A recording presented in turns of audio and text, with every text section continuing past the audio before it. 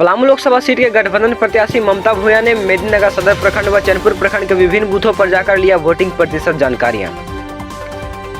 ममता भूया के मुस्कुराती व खिलखिलाती चेहरे पर दिख रही है अग्रिम जीत की आस। क्षेत्र के प्रत्येक बूथों पर मतदाताओं ने भी अपनी मुस्कुराते चेहरे के साथ दिया जीत की अग्रिम बधाई। तो वहीं दूसरी ओर पूर्व सांसद विष्णु दयाल राम को 10 वर्षों की नाराजगी ने उनके कई बूथों पर उन्हें जनता द्वारा मिला तिरस्कार। आइए देखते हैं क्षेत्र की विभिन्न जगहों की खबरें अब विस्तार से। खबर पलामू लोकसभा क्षेत्र से है, जहां सदर प्रखंड मेदिनीनगर एवं चैनपुर प्रखंड के विभिन्न गांवों के बूथों पर देश के चौथे चरण का मतदान शांतिपूर्ण तरीके से संपन्न हुआ। इस बार के चुनाव में मतदाताओं ने अपने मत का उपयोग करने के प्रति उत्साह और उमंग देखा गया। उत्साह इतनी कि सुबह 7 बजे के पहले से ही ग्रामीण बूथों पर मतदाताओं की लंबी कतारें लग गई। महिलाएं एवं पुरुष के अलावा युवा मतदाता भी मतदान के लिए बढ़ चढ़ कर भाग लिया। प्रातः 7 बजे मतदान प्रारंभ होते ही मतदाताओं की कतारें बढ़ती चली गई। लोगों ने जमकर अपने मत का उपयोग किया और पूरे क्षेत्र में हर बूथ पर 70 से 80% तक मतदान की गई। पलामू लोकसभा सीट के वोटरों के अनुसार इस बार परिवर्तन की लहर जबरदस्त तरीके से दिखाई दे रही है। अगर बात की जाए पूरे पलामू की वोट की तो कुल 60% हुई।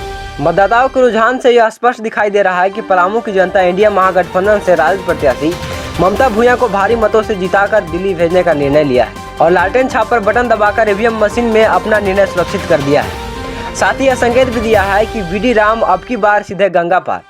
जहां एक तरफ भाजपा प्रत्याशी बीडी राम चुनाव क्षेत्र से जनता द्वारा दौड़ा कर भगाए गए, तो वहीं इंडिया महागठबंधन प्रत्याशी ममता भूया को हर बूथ के क्षेत्रों में मान सम्मान के साथ भ्रमण जारी रहा है।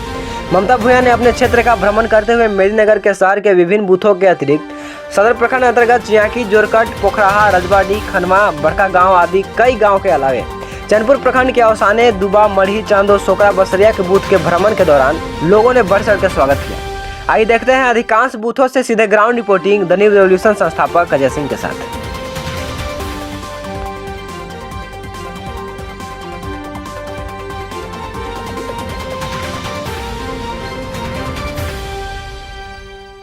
अभी हम पहुंच चुके हैं मेदिनीनगर के सदर, ये जमुने प्रखंड के जमुने पंचायत का पोखराहा कला स्कूल हम देख पा रहे हैं आपको। और आपको बता दें कि ये दोपहर का समय है और जो चुनाव का जो मतदाता है, मतदान करने के लिए लगातार यहाँ पहुँच रहे हैं। इस चिलचिलाती धूप में भी देखिए शांतिपूर्ण तरीके से मतदान जो है वो स्टार्ट है। मतदाता जो है धीरे धीरे करके अभी भी पहुँचते आ रहे हैं। ये दोपहर का समय है, जी हाँ मैं बता रहा हूँ ये दोपहर का समय है, फिर भी मतदाता जो है देखिए यहाँ कैसे लोग जागरूक हैं अपने हक अधिकार के लिए और देश के निर्माण के लिए, देश के इस राष्ट्र के निर्माण के लिए लोग अपने बच्चों के भविष्य के लिए एक बेहतर नेता का चुनाव करने के लिए लगातार ये वोटिंग करने के लिए यहाँ आ रहे हैं, मतदान करने के लिए आ रहे हैं। मैं कैमरेमैन से आग्रह करूँगा, देखिए ये पूरा जो भीड़ है, लाइन है, उधर देखिए महिलाएं हैं और इधर पुरुष भी हैं और नौजवान साथी भी हैं। अर्थात हर कैटेगरी के मतदाता जो है वो इस चुनाव में भाग ले रहे हैं, मतदान कर रहे हैं। अब देखना ये है कि इस बार का चुनाव किन मुद्दों पर और किन विचारधाराओं पर लोग चुनाव कर रहे हैं। अब हम यहाँ पर जो उपस्थित हुए हैं तो यहाँ हम कुछ बात करना चाहेंगे। जो पहले वोटर्स हैं, आज अपना मतदान जो है वो पहले वोट्स के रूप में दे रहे हैं। पहला वोटर्स जिसको आप बोल सकते हैं, पहला वोटर्स है, हमारे पास बच्चियाँ हैं, इनसे हम बात करेंगे। किन मुद्दों पर आज वोट आप लोग किया? शिक्षा के मुद्दे पर। और किन किन मुद्दों पर वोट किया? शिक्षा के अलावा? शिक्षा के अलावा और जैसे कि जो बात ही मतलब कुछ और, मतलब जैसे कि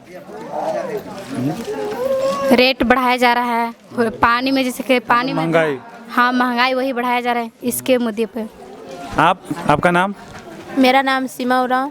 किस मुद्दे पर आज वोटिंग आप पहला वोटर्स हैं? हाँ, पहली बार मतदान कर रहे हैं? हाँ, पहली बार दे रहे हैं वोट और इसलिए मतलब हम दे रहे हैं कि मतलब मुर्दा मतलब ज़्यादा मतलब हो रहा है, इसलिए दे रहे हैं हम मुर्दा, और पढ़ाई लिखाई खातिर मतलब दे रहे हैं। पढ़ाई लिखाई के लिए? हाँ। आप पहला वोटर्स हैं? क्या नाम है? प्रिया कुमारी, मतलब प्रिया उरांव।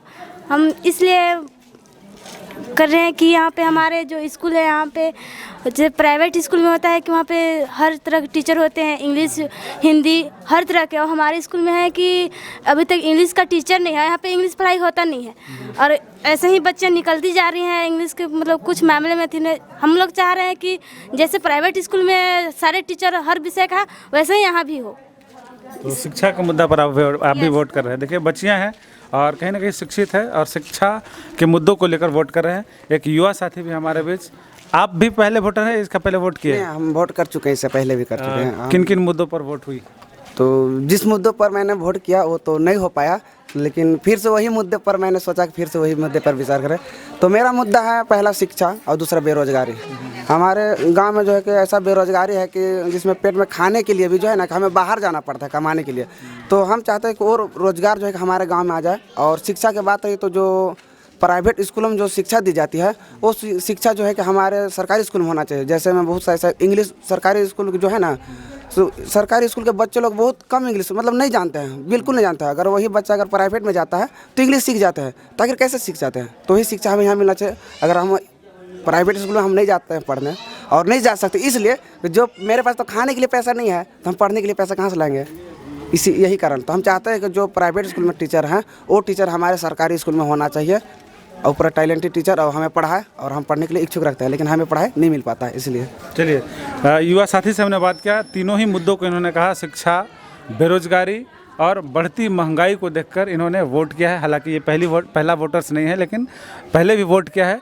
फिर से बदलाव के लिए फिर से ये वोट इन मुद्दों पर इन्होंने किया है।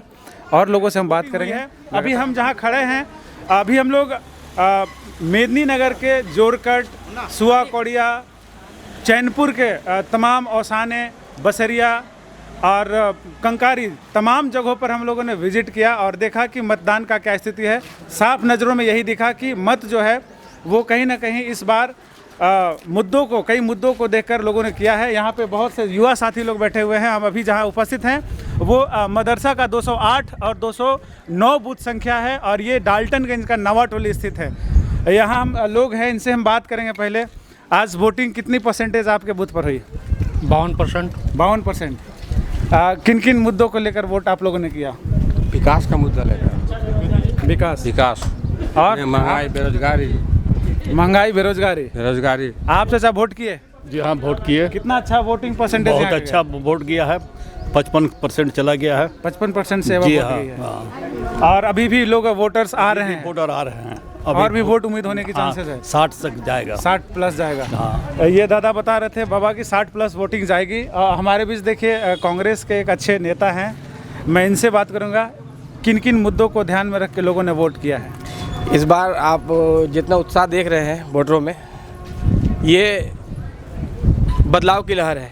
अब तक 60% वोट हो चुका है।